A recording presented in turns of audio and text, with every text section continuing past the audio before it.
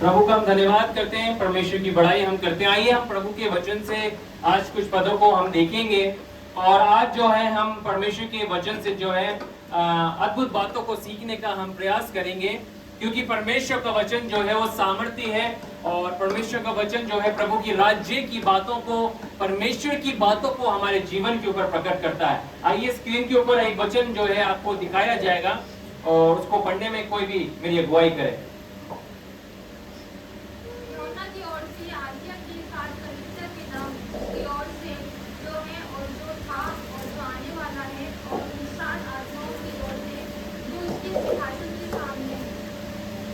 अब यहाँ पर जो है हम इस पद को देख रहे हैं, एक और पद है इसमें, ठीक है। ये वाला चौथा पद हमने अभी पढ़ा है। यूहन्ना की ओर से आसिया की 7 कलीसियाओं के नाम, उसकी ओर से जो है और जो था और जो आने वाला है, और उन 7 आत्माओं की ओर से जो उसके सिंहासन के सामने है ना। और हम इसका पहला पद भी हम पढ़ेंगे, प्रकाशित वाक्य का पहला पद भी कोई पढ़े? हाँ, पहले अध्याय का। यीशु मसीह का प्रकाशित वाक्य जो उसे परमेश्वर ने इसलिए दिया कि अपने दासों को वे बातें जिसका शीघ्र होने है, इनका शीघ्र होना अवश्य है, दिखाए। और उसने अपने स्वर्गदूत को भेजकर इसके द्वारा अपने दास यूहन्ना को बताया। अब यहाँ पर जो है परमेश्वर जो है यीशु मसीह का दर्शन जो है यूहन्ना को दे रहे हैं, और यीशु मसीह के दर्शन को यूहन्ना बपतिस्मा जो है पतमस टापू के ऊपर प्राप्त कर रहे हैं। और यूहन्ना ने जब उस दर्शन को प्राप्त किया तो आज जो है हमारा जो फोकस रहेगा, वो जो विषय जो हम लेके चलेंगे, आज जो टाइटल है, जो सब्जेक्ट है, वो है चर्च, कलीसिया, है ना। और आज कलीसिया के विषय में आज हम कुछ बातों को प्रभु के वचन से हम सीखने का प्रयास करेंगे। चौथे पद को एक बार फिर से मैं पढ़ देता हूँ। यहाँ पे लिखा है, यूहन्ना की ओर से आसिया की 7 कलीसियाओं के नाम। अब आसिया की जो 7 कलीसियां जो हैं, जिसे हम प्रकाशित वाक्य दूसरे अध्याय में भी हम देखते हो, तीसरे अध्याय में भी हम देखते हैं कि किस प्रकार से परमेश्वर अपने संदेश को, अपने मैसेज को जो है आसिया की 7 कलीसियाओं तक पहुंचाता है। मगर आज जो हमारा सब्जेक्ट है वो है चर्च है, कलीसिया है ना। अब आसिया जो है हम आज के मॉडर्न नक्शे के ऊपर, मैप के ऊपर अगर हम देखेंगे, अगर आप गूगल जाके करेंगे, तो आज का जो आसिया जो है वो टर्की कहलाया जाता है, मॉडर्न टर्की है। मॉडर्न टर्की के अंदर जो है परमेश्वर क्या बोल रहा है मॉडर्न टर्की के लिए, अगर आज के समय में हम देखेंगे तो मॉडर्न टर्की के अंदर 7 कलीसियां हैं। कितनी कलीसियां हैं? 7 कलीसियां हैं, है ना। 7 कलीसियाओं के नाम जो है परमेश्वर क्या दे रहा है, एक संदेश दे रहा है। पहली बात, कलीसिया कोई डिनोमिनेशन नहीं है। हालेलुया। कलीसिया कोई डिनोमिनेशन नहीं है। कलीसिया क्या है? यीशु मसीह की देह है, यीशु मसीह की क्या है, वो बॉडी है ना कलीसिया। और जो कलीसिया जो है परमेश्वर, इसलिए आज जो ये टर्म को हम सीखेंगे आसिया की 7 कलीसियाओं के विषय में। आज का जो सब्जेक्ट है बहुत इंपॉर्टेंट है। हम चर्च को जानेंगे, चर्च क्या होता है, परमेश्वर ने चर्च को जो है कलीसिया को क्यों ठहराया है, इसका कर्तव्य क्या है, इसकी इंपॉर्टेंस क्या है हमारे जीवन के अंदर। इन बातों को आज प्रभु के वचन से हम सीखने का हम प्रयास करेंगे। तो यानी कि 7 कलीसियाओं को तुझे क्या करना है, संदेश को लिखना है। प्रभु ये भी कह सकता था आसिया की कलीसिया को लिख दे, है ना। ये भी तो वर्ड यूज कर सकता था, चर्च, मगर चर्च यूज नहीं किया। क्या यूज किया? कलीसियाओं, है ना, चर्चेस, है ना। तो यानी कि क्या बता रहा है, परमेश्वर को पता है इस बात के लिए कि एक कलीसिया नहीं है ना।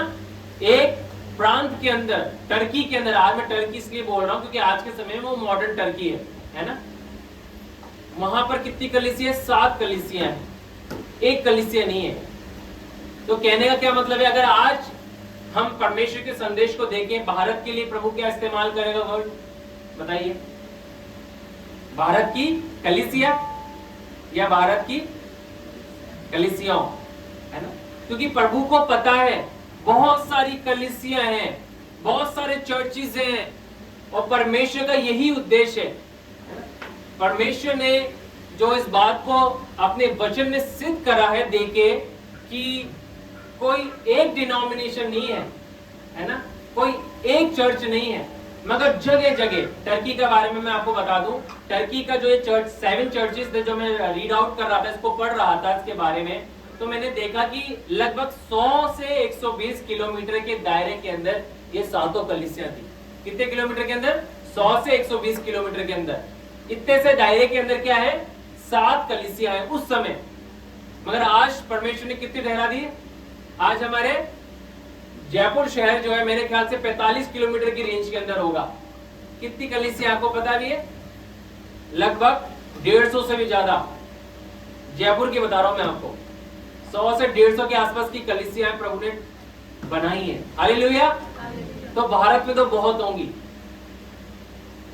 तो परमेश्वर क्या कह रहा है? पर्टिकुलर एक कलीसिया नहीं, कलीसियाओं को यूज कर रहा है परमेश्वर, क्योंकि प्रभु को पता था इन फ्यूचर कि परमेश्वर जो है अपनी कलीसियाओं को निर्माण परमेश्वर करेगा, चर्चिस का निर्माण परमेश्वर करेगा। अब चर्च क्या है?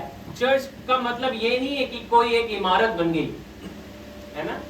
इमारत क्या है? एक जगह, एक प्लेस है कि क्या है, वहां पर हमें आके क्या करना है? सामूहिक रूप में एक साथ गैदर होके, इकट्ठा होके हमें क्या करना है? परमेश्वर की इबादत करनी है, प्रभु के चरणों में हमें आना है। आज ये एक हॉल जो है, ये केवल एक हॉल है, मगर हम इसे चर्च कहते हैं, मगर असल में चर्च क्या है? हम सब लोग हैं, जितने भी लोग यहाँ पर आए हैं, है ना। अगर यहाँ पर कोई लोग नहीं हो तो उसे हम बॉडी ऑफ क्राइस्ट नहीं कह सकते, है ना। बॉडी ऑफ क्राइस्ट क्या है? बॉडी ऑफ क्राइस्ट है हम सब लोग, है ना। बोले मैं चर्च हूं, आप सब मिलके एक चर्च है ना। परमेश्वर ने किसी डिनोमिनेशन का या किसी संस्था का निर्माण नहीं किया, मगर परमेश्वर ने कलीसियाओं का निर्माण किया है। और परमेश्वर के वचन से हम आज सीखेंगे कि प्रभु ने कलीसिया का निर्माण क्यों किया, क्या है कलीसिया का इंपॉर्टेंस। आइए पढ़े, इसका 20वां पद भी पढ़े। प्रकाशित वाक्य 1 अध्याय और उसका हम 20वां पद भी पढ़ेंगे।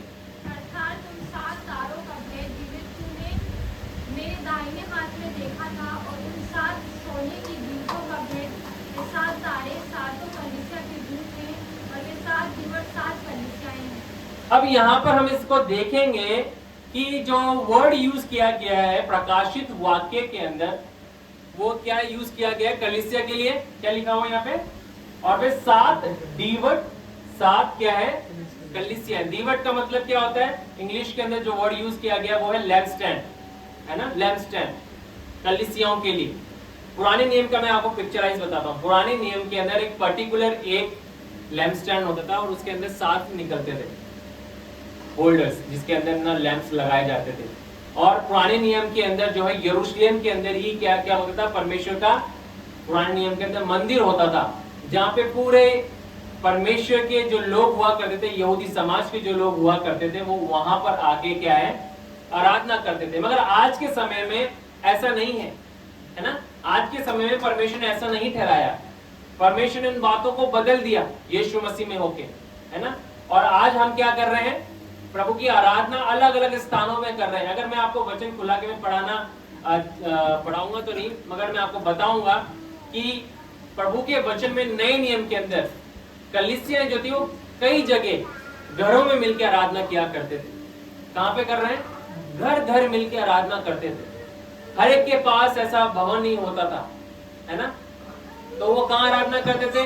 घरों में आते थे, घरों में आके इकट्ठे होते थे, गैदर होते थे। आज हमारी जो पिक्चर है चर्च की, वो कई जगह वो क्या हो गई है? वो धुंधला गई है। मगर हमें प्रभु के वचन से सीखना कि कलीसिया आखिर होती क्या है, कलीसिया का कर्तव्य क्या है, इंपॉर्टेंस क्या है। हम सब मिलके कलीसिया का निर्माण करते हैं, जहाँ यीशु मसीह की देह में आती है, इकट्ठा होती है ना। और यहाँ पे जो वर्ड यूज किया गया है वो यूज किया गया है दीवट, है ना, नए नियम के अंदर। और दीवट क्या होती है? क्या काम है दीवट का? बताइए। दीवट का काम होता है जिसके ऊपर दिया रखते हैं, है ना, दिया रखते हैं। वो है कलीसिया को पिक्चराइज करना। यानी कि क्या हो रहा है यहाँ पे? दीवट के द्वारा रोशनी फैल रही है। हालेलुया। कलीसिया किस लिए रखी गई है? पहली बात, कलीसिया को परमेश्वर ने इस संसार में इसलिए रखा कि इसके द्वारा संसार के अंदर क्या फैलाए? अपने प्रकाशन को फैलाए, अपनी ज्योति को फैलाए, है ना, अपने जीवन को फैलाए, अपनी सच्चाई को फैलाए, है ना।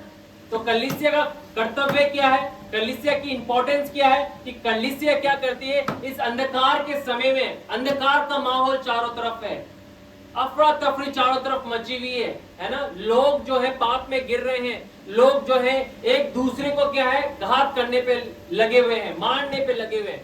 मैं और शेफाली जो है अभी 2-3 दिन पहले एक जगह से हम होके आ रहे थे, तो हमने इस बात को देखा कि 2-3 लड़कों ने जो है एक लड़के को सरिये से खूब मार रहे थे, और हम काफी दूर से मैं देखा, मैंने शेफाली को बोला देखो ये कैसे है ना, 3-4 लड़के जो इतने मोटे मोटे सरिये को लेके उसको मारे जा रहे हैं, सर पे सर मारे जा रहे हैं। वहां पे लोग इतने सारे खड़े हुए हैं, मगर इतने सारे लोगों में से किसी की भी हिम्मत नहीं है कि उस आदमी को जाके बचाए। मतलब क्या है, चारों तरफ हिंसा का माहौल है ना। बहुत सारी बातें यहाँ संसार में हो रही हैं, है ना। किसी का कुछ बिगाड़ने के लिए लोग तैयार हो जाते हैं, खड़े हो जाते हैं, मगर ये परवाह भी नहीं करते कि उसके साथ अगर कुछ हो जाए तो हमारे परिवार का क्या होगा, इसके परिवार का क्या होगा, कुछ चिंता नहीं करते हैं। शैतान क्या करता है? शैतान जो है व्यक्ति को इतना अंधा कर देता है कि उसको जो है पता नहीं लगने देता कि जो तुम काम कर रहे हो उसकी कीमत कितनी भारी तुम्हें चुकानी पड़ेगी। उस समय पता नहीं लगता है, उस समय तो आनंद आता है ना। पाप करने में प्लेजर मिलता है। क्या मिलता है? पाप में प्लेजर है, आनंद है। मतलब प्लेजर का एक सही आनंद वर्ड सही नहीं है, एक और वर्ड आता है, वर्ड मेरे को हिंदी में नहीं मिल रहा, इसलिए मैं इंग्लिश में यूज करूंगा इस टर्म को। प्लेजर मिलता है, इसलिए तो लोग करते हैं पाप, है ना, गलत काम क्यों करते हैं? क्योंकि उसमें आनंद उनको मिल रहा है, प्लेजर उनको मिल रहा है, मगर उसकी कीमत आगे चल के उनको क्या चुकानी पड़ेगी, उसको लोगों को शैतान कभी भी नहीं बताता। अगर हवा को बता देता इसकी कीमत क्या तुझे चुकानी पड़ेगी, तो क्या हवा उस फल को खाती? कभी भी नहीं खाती, है ना, कभी भी नहीं खाती ना, कभी भी नहीं खाती। आदम कभी भी नहीं खाता, वो भी बहक गया, है ना। क्यों? क्योंकि शैतान कभी भी उसकी कीमत जो है, जो चुकानी पड़ती है, वो कभी भी नहीं बताता है।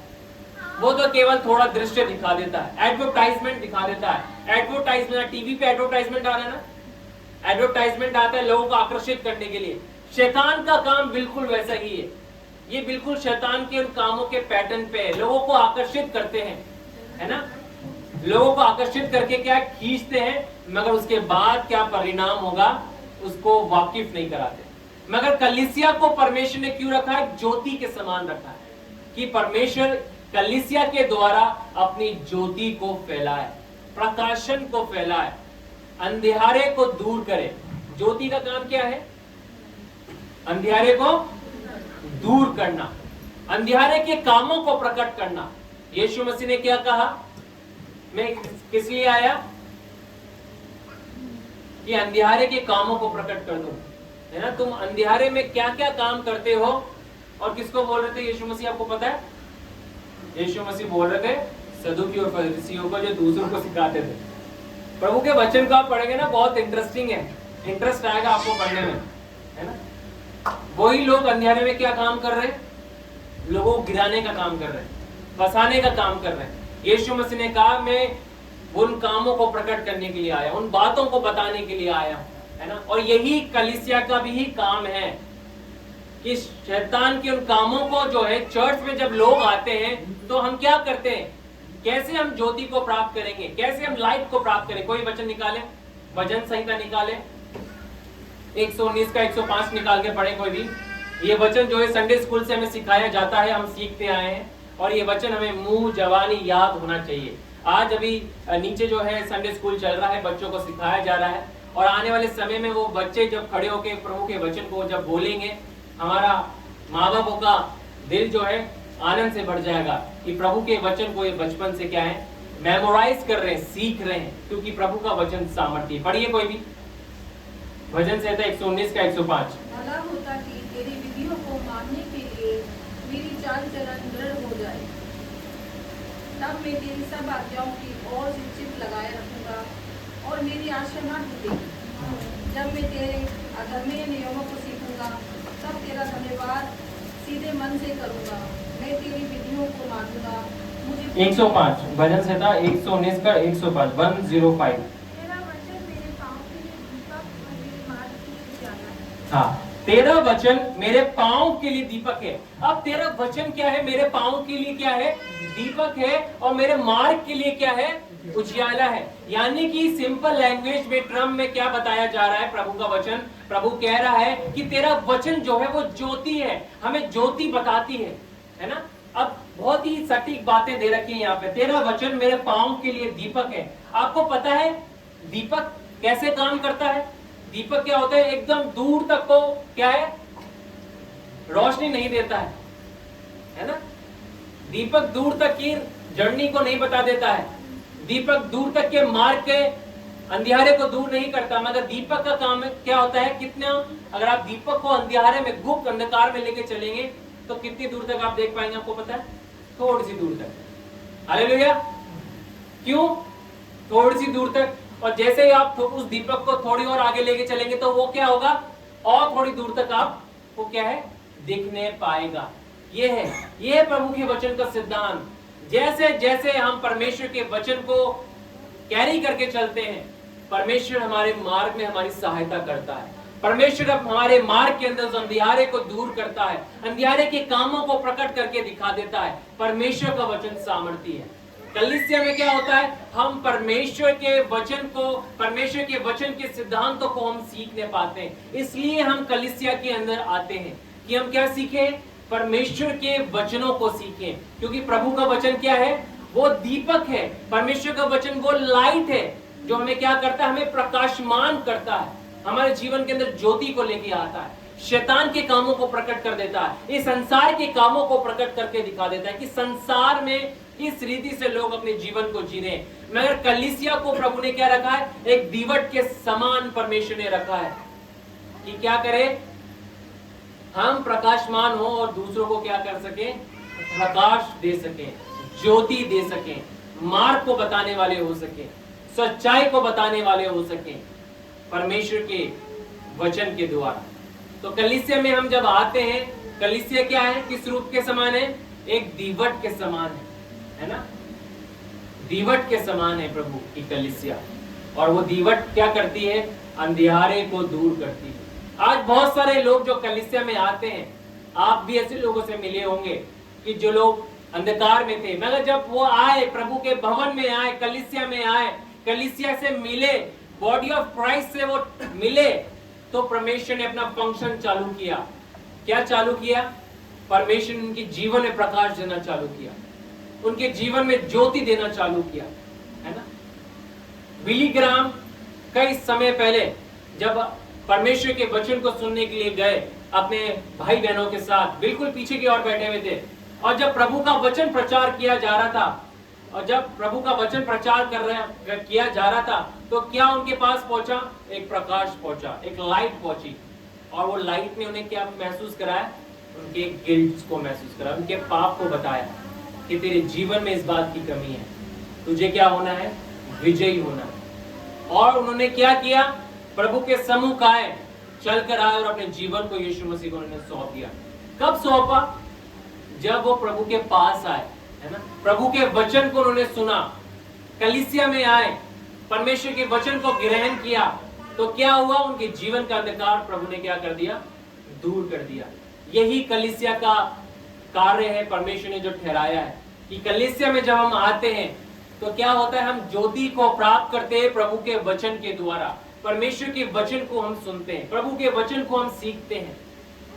ना केवल हम चर्च में आके गीतों को हम गाते हैं, हम प्रार्थना करते हैं लोगों के लिए, है ना, मगर क्या है कर्तव्य? एक और परमेश्वर ने ठहराया है, वचन को सुनने का कार्य, वचन को सीखने का कार्य, वचन को समझने का कार्य और समझाने का कार्य। यह है परमेश्वर की कलीसिया का काम, प्रभु ने इसलिए ठहराया है। अगर मैं आपको पढ़वाऊंगा नहीं वचन, मगर आप पढ़ सकते हैं घर जाके। कुरिन्थियों के अंदर पौलुस क्या कहता है?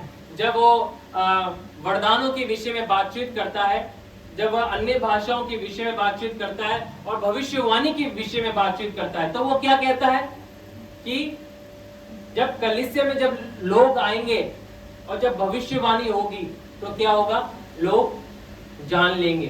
क्या जान लेंगे?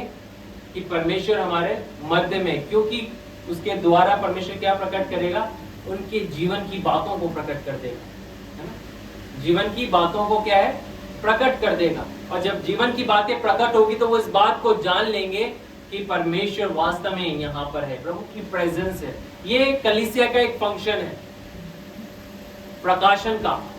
प्रभु ज्योति को लेके आता है, वो बातें जो एक व्यक्ति ने कभी किसी और को नहीं बताई, मगर परमेश्वर की आत्मा क्या करती है, वचन क्या करता है, उन बातों को प्रकट करके दिखाता है। कई बार ऐसा होता है, कई लोगों ने मुझे इस बात को बताया कि आपने वो वचन प्रचार किया जो मेरे जीवन के अंदर मैं अभी जी रहा हूं, है ना, जो मेरे जीवन के अंदर घट रहा है, मैं होके जा रहा हूं। तो यानी कि क्या प्रभु का वचन है? प्रभु का वचन ज्योति है, प्रभु का वचन क्या है, लाइट है। और क्या होता है, जब हम कलीसिया में आते हैं, प्रभु के वचन को सुनते हैं, तो हमारे जीवन के अंदर उस प्रकाशन को हम क्या है, प्राप्त करते हैं, ज्योति को हम प्राप्त करते हैं, लाइट को हम प्राप्त करते हैं, है ना। और सामने वाला व्यक्ति जब कलीसिया में आता है, वो भी ज्योति को प्राप्त करता है कि नहीं, इन्होंने क्या है, वचन को देखा, वचन को सुना, प्रकाशन को सुना, और क्या हुआ, उनके जीवन की उन बातों को परमेश्वर ने प्रकट करके दिखाया। ये कलीसिया का काम है। तो हमारी कलीसिया जो है, प्रभु ने जो ठहराई है, हमें प्रभु के वचन में निरंतर क्या करना है, बढ़ते जाना है। निरंतर हमें क्या करना है, पार्टिसिपेट हमें करना है। आने वाले समय में जो है हम ऑर्गेनाइज करेंगे, बहुत सारी बातों को सिखाएंगे, सीखेंगे, औरों को भी बुलाएंगे। तो हमें क्या करना है, तत्पर रहना है सीखने के लिए प्रभु के वचन को। क्यों? क्योंकि वचन के द्वारा क्या होगा, हम प्रकाशमान होंगे, है ना। और ये कलीसिया में ही परमेश्वर करता है ऐसे काम को। एक और मैं आपको फंक्शन बताता हूँ कलीसिया में, प्रेरितों के काम में। अगर आप देखेंगे तो पतरस को जेल खाने के अंदर बंद कर दिया जाता है, मगर क्या कर रही होती, कलीसिया सो रही होती है। सारी कलीसिया क्या कर रही है, लॉ लगा, प्रार्थना नहीं कर रही केवल, मगर वहां पे जो वर्ड, जो टर्म यूज किया गया, वो किया गया लॉ लगाकर। क्या कर रही है कलीसिया, प्रार्थना कर रही है। ये है कलीसिया का कार्य है। हालेलुया। हम एक ऐसे परिवार में प्रभु ने हमें जोड़ा है, परमेश्वर हमारे को ऐसे जोड़ता है कि कोई है जो हमारे लिए लॉ लगाकर प्रार्थना करता है ना। कोई है जो हमारे लिए खड़ा हुआ है ना। पतरस जेल के अंदर है ना, तकलीफ के अंदर है, दर्द के अंदर है, मगर कलीसिया आराम से बैठी हुई नहीं है। कलीसिया का फंक्शन ही प्रभु ने क्या ठहराया है कि कार्य को करना है। पूरी कलीसिया प्रार्थना कर रही थी, नित्य निरंतर प्रार्थना कर रही थी, रात को भी प्रार्थना की जा रही थी, है ना।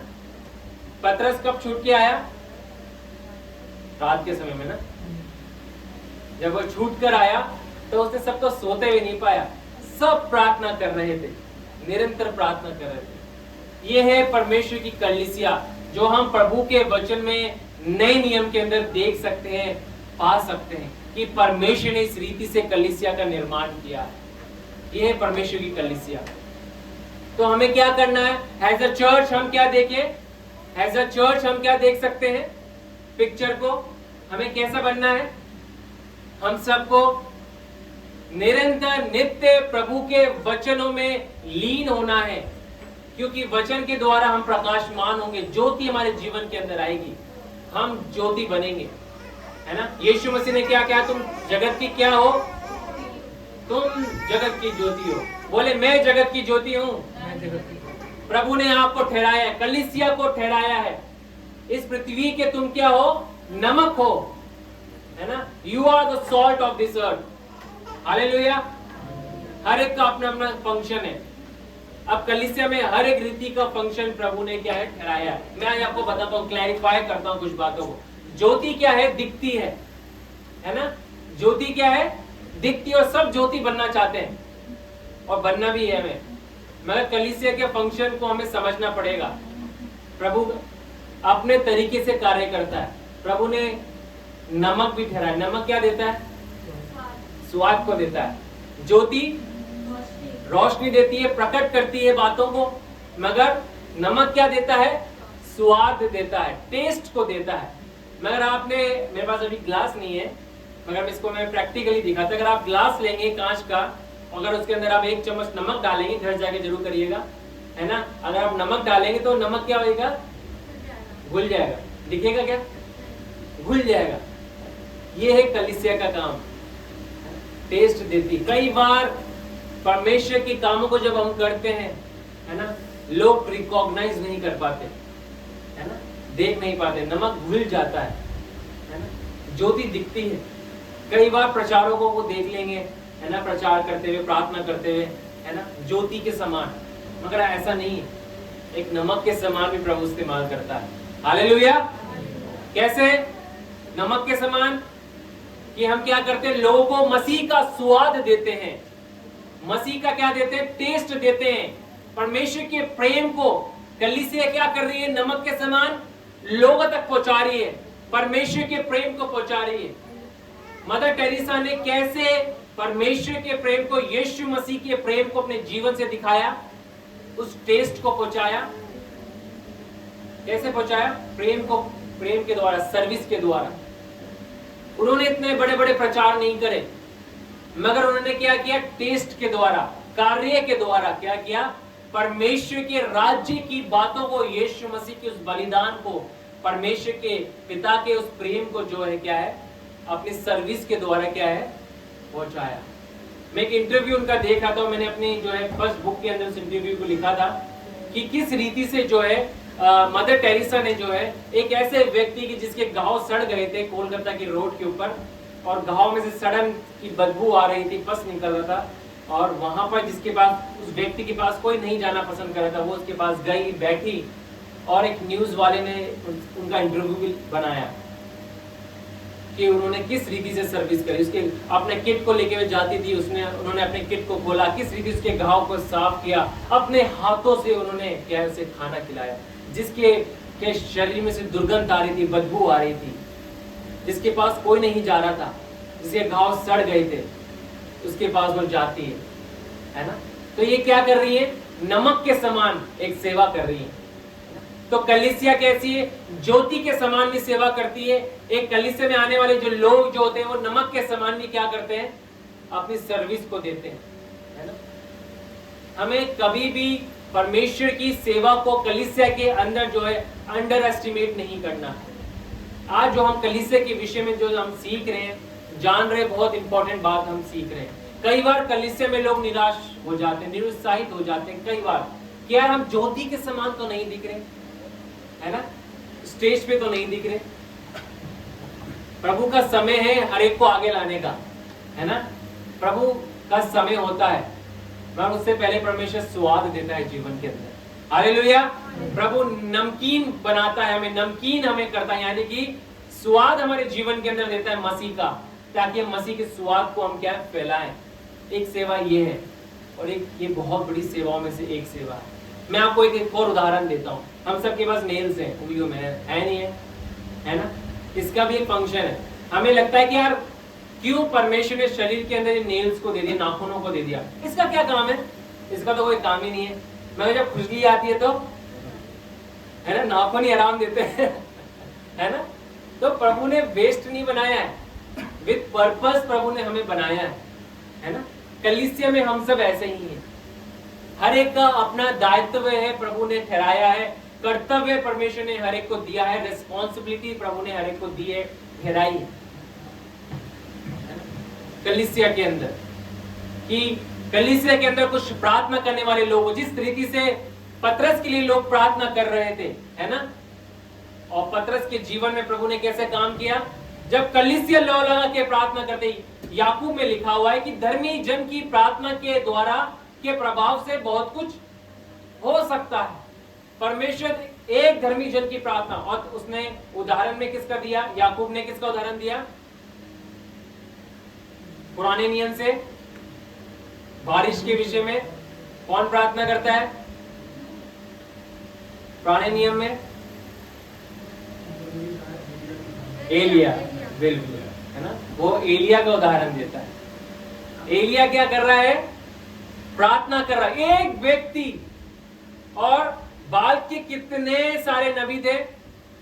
बहुत सारे, हंड्रेड्स के अंदर, है ना। इतने सारे लोग जो हैं गा रहे हैं, डोल रहे हैं, ढोल बाजे बजा रहे हैं, हाथ पैर मार रहे हैं, खून निकाल रहे हैं, सब कर रहे हैं, मगर स्वर्ग से क्या है? आंख को नितार पाए, है ना। मगर उसने एक प्रार्थना करी, आग आ गई। उसने एक प्रार्थना करी, बारिश को रोक दिया। उसने एक प्रार्थना करी, बारिश दोबारा आ गई।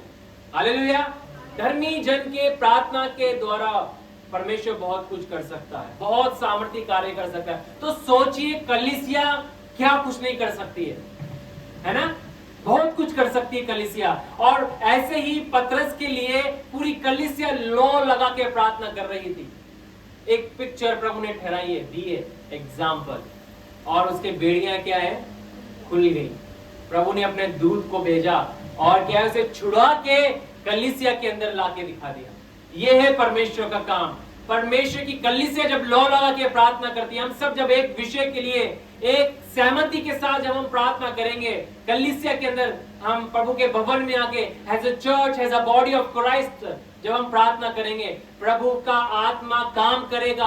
प्रभु अपने महान कामों को जो है कलीसिया के अंदर प्रकट करके दिखाएगा, चिन्ह और चमत्कार को भी करके दिखाएगा, प्रार्थना का उत्तर देगा, छुटकारे को देगा, बेदारी को देगा, चंगाई को देगा, श्रापों को तोड़ेगा। यह है परमेश्वर का काम। मगर ये कब होगा? जब कलीसिया लौ लगा के प्रार्थना करना सीखेगी। तो हमें क्या करना है? As a body of Christ, प्रभु के भवन में जब हम आते हैं, हमें प्रार्थना हमें करना है, प्रभु के वचन से हमें सीखना है, समझना है, ताकि हम क्या करेंगे? सीखते, बिना सीखे तो हम इन बातों को नहीं जान पाएंगे। कलीसिया में आएंगे तभी तो हम सीखेंगे, है ना।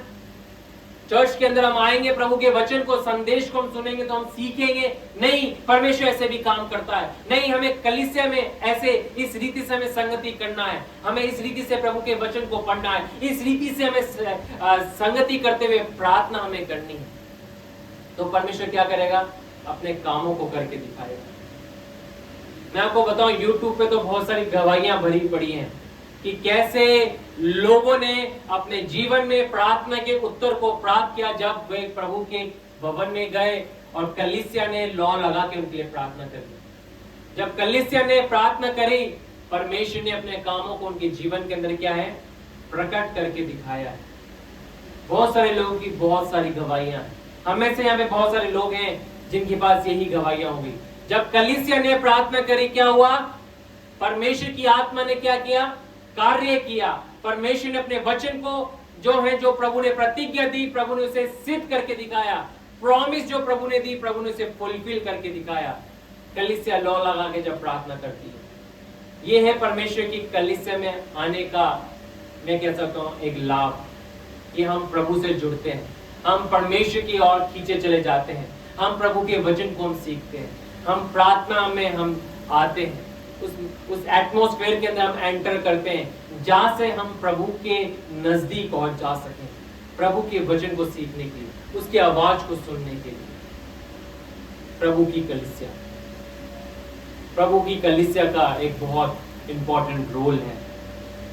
मगर कई बार आज के समय में क्या है, लोग प्रभु की कलीसिया में जाना पसंद नहीं करते, है ना, जुड़ना पसंद नहीं करते। मगर हमें ऐसा नहीं बनना है ना, हमें ऐसा नहीं बनना है, क्योंकि हम जब प्रभु की कलीसिया में निरंतर जुड़े रहेंगे तो हम परमेश्वर की उन बातों से निरंतर जुड़े रहेंगे।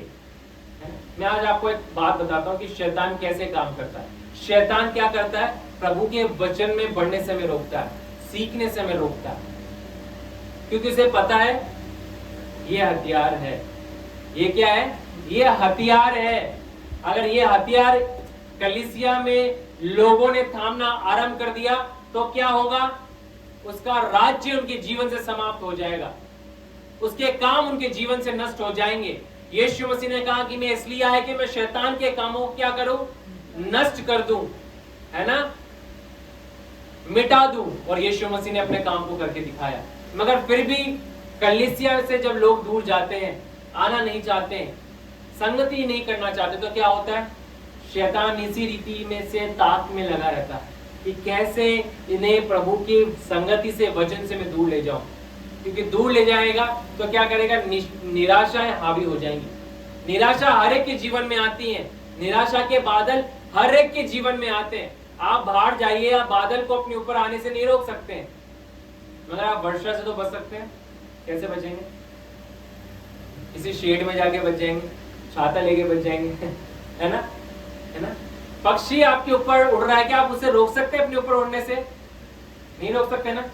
मगर वो आप पे बीट कर दे, उससे कैसे बचा जा सकता है कि आप थोड़ा सावधान रहे, है ना। या कहने का मतलब है घोंसला आपके ऊपर बना दे। क्या घोंसला बनाता है कोई पक्षी? किसके ऊपर बनाएगा? जो एक स्थिर खड़ी हुई चीज है, पेड़ के ऊपर। तो कहने का मतलब है कि शैतान को अपने ऊपर घोंसला ना बनाने दे, है ना। कैसे? जब आप मूव नहीं करेंगे, कलीसिया में नहीं आएंगे, संगति नहीं करेंगे, प्रभु के वचन से हम दूर रहेंगे, तो क्या होगा? वो घोंसला बनाना चालू कर देगा, है ना, परेशान करना चालू कर देगा। हर एक के जीवन में चुनौती आती। किसके जीवन में चुनौती नहीं आई? क्या आज हम नए नियम में प्रभु के सेवकों के जीवन को हम देखते हैं, पौलुस के जीवन को हम देखते हैं, क्या उनके जीवन में हार्डशिप नहीं आई? क्या उनके जीवन में तकलीफें नहीं आई? क्या उनके जीवन में चुनौती नहीं आई, स्ट्रगल्स नहीं आए, चैलेंज नहीं आए? पौलुस एक यात्रा में था। पौलुस क्या कहता है कि उस यात्रा में इतना भयंकर तूफान आया कि जहाज भी क्या हो गया? टूट गया।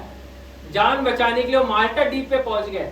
माल्टा द्वीप के ऊपर जब वो पहुंचते हैं, टापू के ऊपर पहुंचते हैं, तो वहां पे क्या आता है? सांप आ जाता है। और वहां के लोग क्या होते हैं? उस सांप को देख के क्या देखते हैं? अब इस व्यक्ति को काट लिया, यानी कि पौलुस को काट लिया, चिपक गया, यानी कि अब ये सूझ जाएगा और ये मर जाएगा, है ना।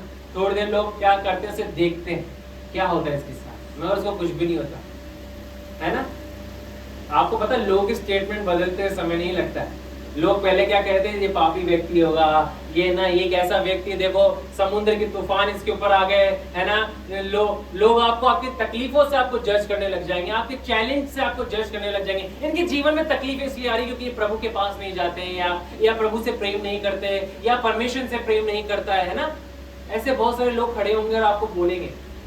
पौलुस के लिए भी बोल रहे, पौलुस इतना महान सेवक प्रभु का, उसके लिए क्या बोल रहे थे, है ना, यही कमेंट कर रहे थे, ये अधर्मी व्यक्ति होगा, ये पापी व्यक्ति होगा। देखो तूफान से बच गया तो यहाँ पर आ गया, और यहाँ पे भी न्यायने से क्या है? बख्शा नहीं। न्यायने से बख्शा नहीं, यानी कि ईश्वर ने से बख्शा नहीं, सांप ने से अपने चंगुल में ले लिया। मगर लोग देखते हैं इसको तो कुछ हुआ ही नहीं, तो तुरंत क्या बोलते हैं? आपको पता है, ये तो कोई देव्य व्यक्ति है, ईश्वर व्यक्ति है, देवता हमारे समान, देवता हमारे सामने आ गया। यानी कि क्या होगा? जब आपको डिलीवरेंस मिल जाएगी ना, तो वही लोग जो निंदा कर रहे हैं, वो लोग, उनके स्टेटमेंट क्या है? बदल जाते हैं। तो लोगों के स्टेटमेंट की परवाह ना करें, कलीसिया में निरंतर बने रहे, कलीसिया में निरंतर आते रहे, प्रभु के वचन को सीखते रहे, जिसको जो बोलना है बोलने दे, है ना। क्योंकि लोग तो बोलने का उनका काम है, वो बोलते ही रहेंगे, मगर हमारा काम क्या है? प्रभु में निरंतर बढ़ते रहना, कलीसिया में निरंतर हमें जुड़े रहना है, क्योंकि उससे हम प्रभु के वचन में जड़ पकड़ते चले जाएंगे। प्रभु का वचन का प्रकाशन हमारे जीवन में उतरता चला जाएगा, हम और नमकीन होते चले जाएंगे। मतलब हमारे जीवन के द्वारा मसीह का स्वाद हमारे जीवन में आएगा, और हमारे जीवन के द्वारा मसीह का स्वाद जो है वो फैलने लग जाएगा। ये कलीसिया का कर्तव्य है। पुराने नियम में भी हम बहुत सारी बातों को देख सकते हैं, और नए नियम में हम कलीसिया की पिक्चर को हम देख सकते हैं कि किस रीति से कलीसिया जो है फंक्शन करती है। लोग एक दूसरे के लिए खड़े रहते हैं, प्रार्थना करते हैं, है ना। ये कलीसिया एक परिवार है, फैमिली है। मेरे को कई साल पहले प्रभु ने जो है, जब मैं प्रार्थना करता था, तो प्रभु ने इस नाम को मुझे दिया था, फैमिली ऑफ गॉड, परमेश्वर का परिवार। इफिसियों की पत्री से मुझे दिया था कि हम क्या है? मसीह का, परमेश्वर के का एक परिवार है ना, हम फैमिली है। कलीसिया क्या है? चर्चिस क्या है? फैमिली है, परिवार है। परिवार में क्या होती है? एक दूसरे की क्या होती है? चिंता होती है, केयर होती है ना। यही कलीसिया का कर्तव्य भी है। प्रार्थना करती है, एक दूसरे के लिए प्रार्थना करती है, एक दूसरे के लिए खड़ी रहती है ना। एक दूसरे को इनकरेज करती है, मोटिवेट हम होंगे, मैंने अभी थोड़ी देर पहले बताया था ना कि अगर हम प्रभु की कलीसिया में पार्टिसिपेट नहीं करेंगे तो शैतान घोंसला बनाना आरंभ कर देगा, निराशाओं के बादल को हमारे जीवन में भेज के क्या करेगा, हमारे को घेर लेगा, और वो हावी जब हो जाएंगे जब हम प्रभु से दूर होंगे। निराशा पौलुस के जीवन में भी आई, मगर पौलुस क्या है, खड़ा रहा। क्यों? क्योंकि वो प्रभु से जुड़ा रहा, परमेश्वर के लोगों के संग जुड़ा रहा, है ना। प्रभु का जन कलीसिया की पिक्चर को हम देख सकते हैं कि कैसे प्रभु की कलीसिया, प्रभु के लोग जब परमेश्वर से जुड़े रहते हैं, हम स्ट्रेंथ को, सामर्थ को प्राप्त करेंगे। चैलेंजेस आएंगे, मैं इस बात को डिनाई नहीं करूंगा, और इस बात का मैं प्रचार हमेशा करता हूं। कई लोग कई जगह इस बात को सिखाते हैं कि आप प्रभु में आएंगे तो कोई तकलीफ नहीं आएगी। नहीं, ऐसा नहीं है। बहुत सारे चैलेंजेस आते हैं, मगर एक बात जरूर होगी, जो भी हमने गीत में भी गाया कि कौन हमारे साथ रहेगा, परमेश्वर हमारे साथ रहेगा। हमें डरना नहीं है, हमें निराश नहीं होना है, क्योंकि आशा देने वाला परमेश्वर हमारी निराशाजनक परिस्थितियों में हमारे साथ खड़ा हुआ है। हालेलुया। ये है परमेश्वर का काम। और ये कब होगा? जब हम कलीसिया से हम जुड़े रहेंगे, कलीसिया में निरंतर हम आते रहेंगे, तो हम क्या है, प्रभु में बने रहेंगे, वचन में हम बने रहेंगे, सीखते रहेंगे, प्रभु का स्वभाव को हम जानने पाएंगे, उसका स्वभाव हमारे अंदर ट्रांसफॉर्म होता चला जाएगा। दोबारा से पढ़ें, इसी पद को आप पढ़ेंगे, पढ़िएगा क्या लिखा है। अर्थात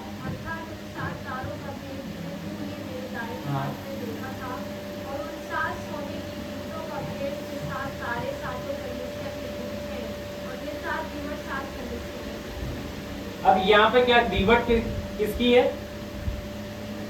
दीवट किसकी है? अभी हमने पिक्चर देखा, कलीसिया की पिक्चर है, मगर दीवट किसकी बनी हुई है? सोने की। यानी कि सोने की दीवट क्या? सोना क्या? प्योरिटी को बताता है ना। प्योर प्रभु ने कलीसिया को ठहराया है, प्योर कलीसिया। और प्योर कैसी हुई वो कलीसिया? यीशु मसीह के बलिदान के द्वारा। हालेलुया। कलीसिया को यीशु मसीह के बलिदान के द्वारा, यीशु मसीह के लहू के द्वारा, उसके जी उठने के द्वारा पिता परमेश्वर ने क्या है? पवित्र किया है, सोने के समान, है ना, चमकती हुई कलीसिया। प्रभु ने इसको ठहराया। अगर हम एक और वचन हम पढ़ेंगे, उसको पढ़ के फिर हम आगे की ओर बढ़ेंगे, फिर हम समाप्त करेंगे। प्रकाशित वाक्य 1 अध्याय हम निकालेंगे।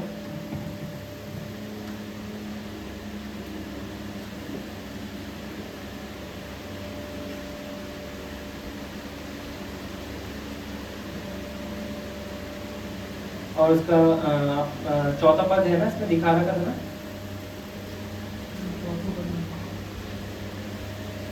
एक का वो पढ़ना, फिर एक और वचन हम पढ़ेंगे।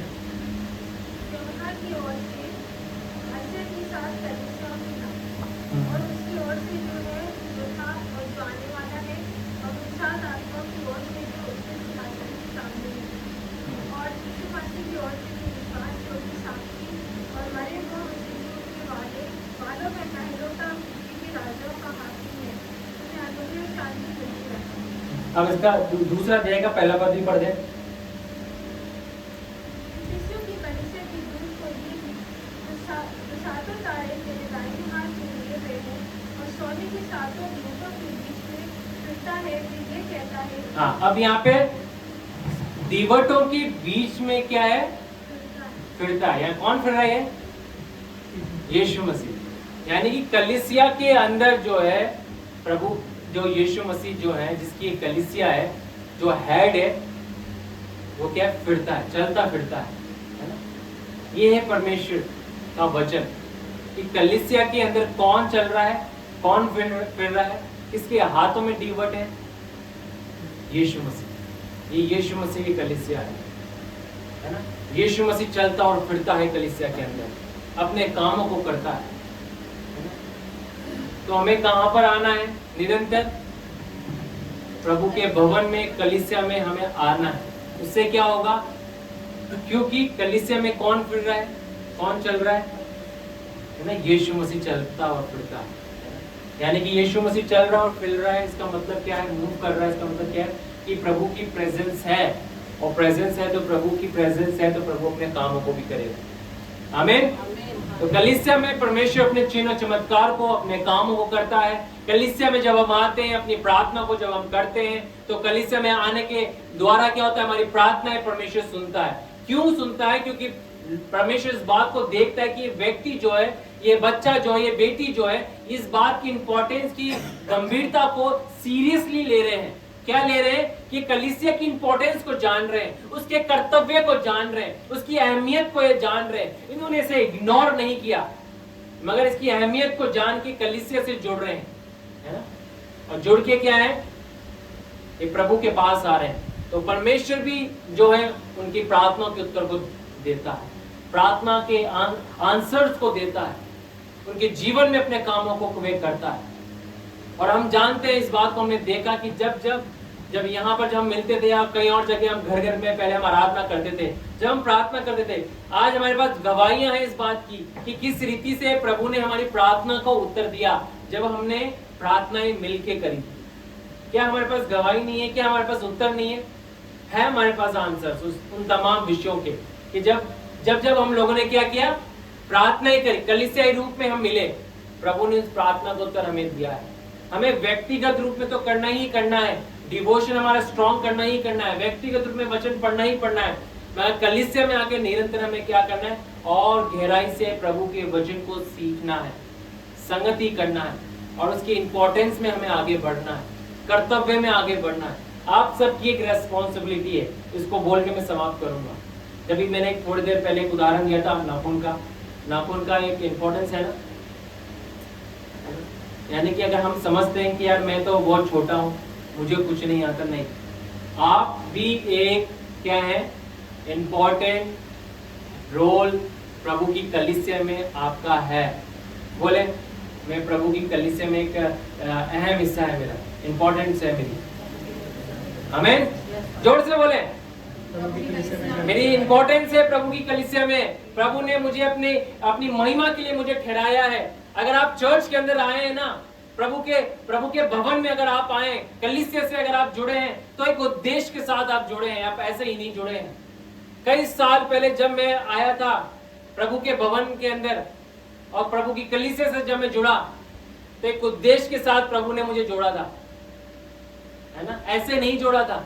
प्रभु के प्लान्स होते हैं हमारे जीवन के लिए, इसलिए परमेश्वर जो है हमें क्या जोड़ता है, मिलाता है, हमें बहुत आई संसार के अंदर कि कलीसिया का वो क्या करे, निर्माण करे, चर्च का निर्माण करे, है ना?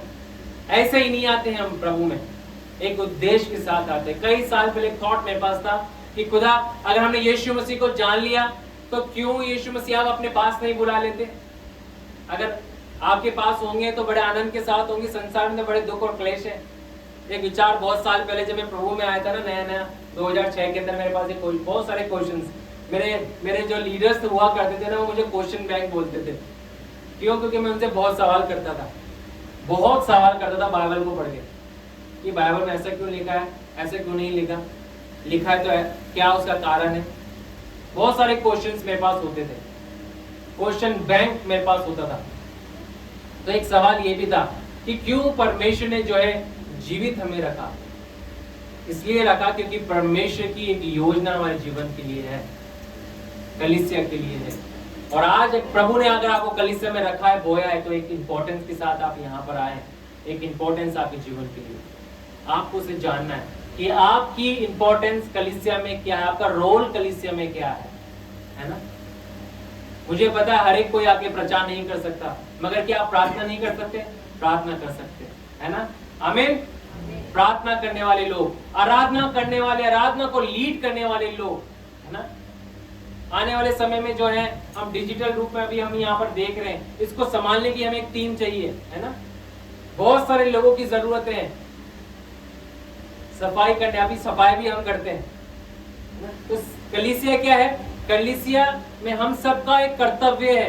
आप बोलेंगे सफाई करने के लिए बोल रहे हैं तो हमारे से ऐसा नहीं। प्रभु में कई साल, स्टार्टिंग के 4 साल मैंने चर्च की सफाई करी है। जिस चर्च में मैं जाता था, बेंच, बहुत बड़ा चर्च था, बहुत सारी बेंचेस वहाँ होती थी, कारपेट होता था। तो वहाँ पे एक भैया होते थे, उनका नाम सुधाकर भैया था। और उनको मैं देख के तो मेरे आंसू आ जाते थे, यार भैया अकेले करते। तो मैं हमेशा जो है सैटरडे को वहाँ पहुँच जाया करता था, और अदर भी जो यूथ के जो जवान होते थे वो भी पहुँच जाया करते थे, मगर वो खेलते थे, अधिकतर वॉलीबॉल खेलते थे। बट मैं खेलने के बाद सफाई करता था उनके साथ, कि नहीं मैं आपके साथ सफाई करूँगा। कई साल सफाई करी मैंने चर्च की, और अभी भी करता हूँ। तो क्या है, ऐसा नहीं है कि सफाई करना है हम छोटे हो गए, है ना? हर एक काम प्रभु के लिए इम्पोर्टेंस है। हम प्रभु की कलीसिया के एक इम्पोर्टेंट भाग हैं, है ना? या ये जो हॉल आप देख रहे हैं, सबका एक इम्पोर्टेंट रोल है यहाँ पे। ये किसी एक जन के द्वारा नहीं, ये पूरी कलीसिया के द्वारा हुआ, एक देह के द्वारा हुआ इंतजाम। तो ये चर्च का एक कर्तव्य है ना? चर्च की एक इम्पोर्टेंस है, आपकी एक इम्पोर्टेंस है। आपको अपना रोल चर्च के लिए समझना पड़ेगा। जैसे चर्च का एक रोल है, आपका भी एक रोल है चर्च में आने का, आपको उसको समझना है। आने वाले समय में इसके विषय में हम बातचीत करेंगे। आइए हम प्रार्थना करें, फिर हम ऑफरिंग में जाए। प्रभु जी, हम आपका धन्यवाद करते इस वचन के लिए जो आज आपने हमें दिया। प्रभु जी, चर्च के विषय में, कलीसियाओं के विषय में हम देख रहे हैं प्रभु जी, किस रीति से आपने कलीसियाओं को प्रभु जी आपने ठहराया। और प्रभु जी, आपने किसी डिनोमिनेशन का निर्माण नहीं किया, मगर आपने चर्चेस का निर्माण किया, कलीसियाओं का निर्माण किया, जिसके द्वारा आप अपनी ज्योति को आप इस संसार में फैलाएं प्रभु। आप अपनी सुगंध को संसार में फैलाएं प्रभु। आप अपने स्वाद को आप संसार में अपनी कलीसिया के द्वारा, अपने लोग के द्वारा फैलाएं प्रभु। आप हमारी सहायता, हमारी मदद करें इसके रोल को, इम्पोर्टेंस को जानने में, और हमारे कर्तव्य को जो हमारा है कलीसिया में आने का प्रभु जी, उस रोल को समझते हुए प्रभु जी उसको निभाने में आप हमारी सहायता, हमारी मदद करें। धन्यवाद देते हैं इस प्रार्थना को यीशु के नाम से। आमीन।